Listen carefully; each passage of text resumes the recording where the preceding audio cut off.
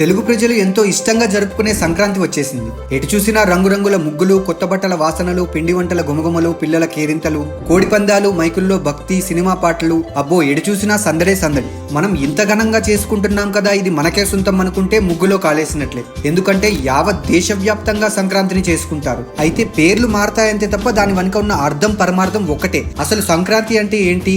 గణేష్ చవితి లాగో, దుర్గానవమి లాగో ఒక దేవుడినో దేవతనో ఆరాధించే విధానం ఏది సంక్రాంతికి ఉండదు కదా. మరి సంక్రాంతి అసలు ఎందుకు జరుపుకుంటాం అని ఎప్పుడైనా ఆలోచించారా? ఈ ప్రశ్నకు సమాధానం తెలియాలంటే ఈ స్టోరీ పూర్తిగా చూడండి.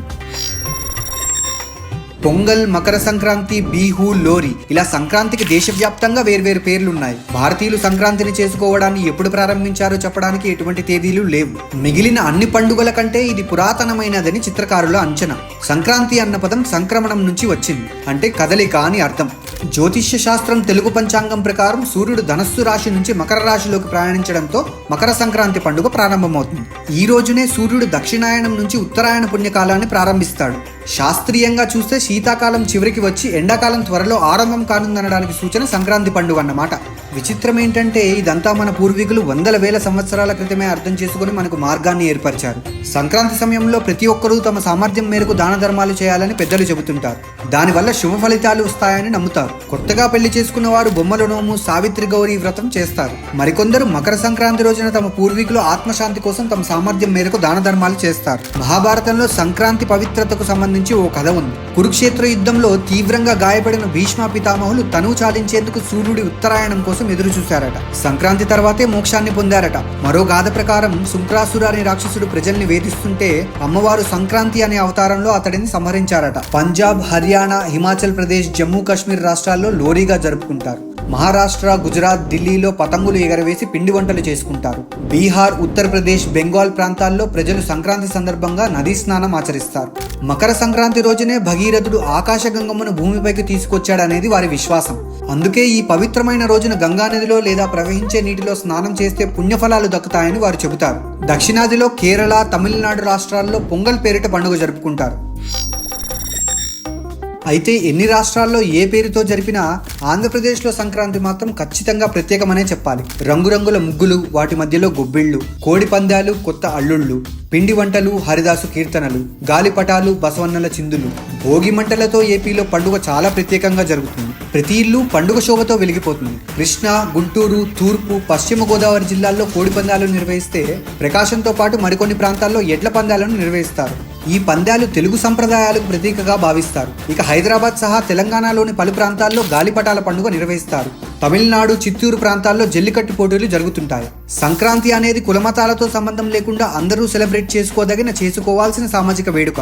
6 కాలం కష్టించి పంట పండించిన రైతన్నలకు పంట చేతికందే సంతోష సమయం అది. ఆ తిండి గింజల్ని గౌరవించుకుంటూ సమాజమంతా కలిసి వేడుకగా చేసుకునేదే సంక్రాంతి. సంక్రాంతి అన్న పేరు ఒకటే కానీ పండుగ మాత్రం 4 రోజులు ఉంటుంది. అందులో మొదటిది భోగి.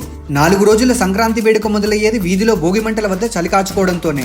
విదేశాల్లో ఇప్పుడు ఫేమస్ అయిన క్యాంప్ ఫైర్ ను మన వాళ్ళు ఎప్పుడో భోగి మంటల రూపంలో తీసుకొచ్చారు. వీధిలో ఉండే వారంతా చిన్న పెద్ద తారతమ్యం లేకుండా భోగి మంట చుట్టూ చేరి చక్కగా చలి కాచుకుంటూ కబురు చెప్పుకోవడం సామాజికంగా బంధాల్ని మరింత బలోపేతం చేసే సందర్భం.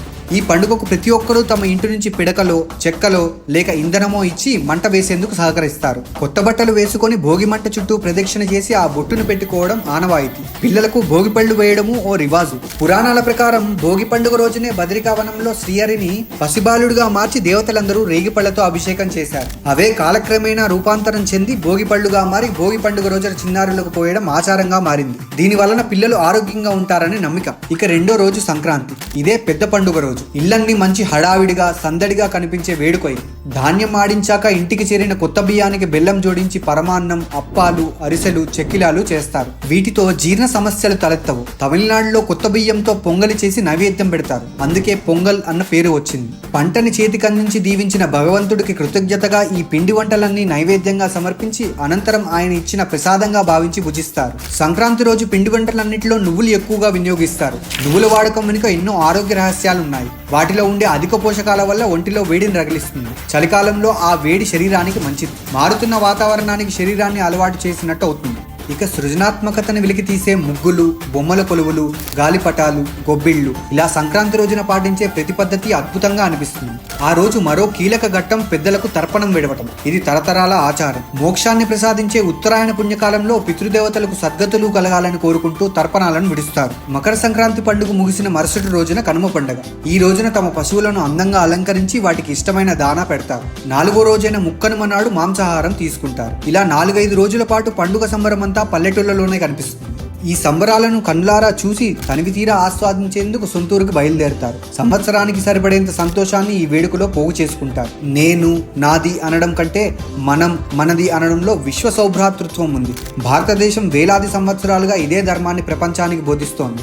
మనకున్నది నలుగురితో పంచుకొని అందరూ కలిసిమెలిసి ఆనందంగా గడపడమే సంక్రాంతికి పరమార్థం.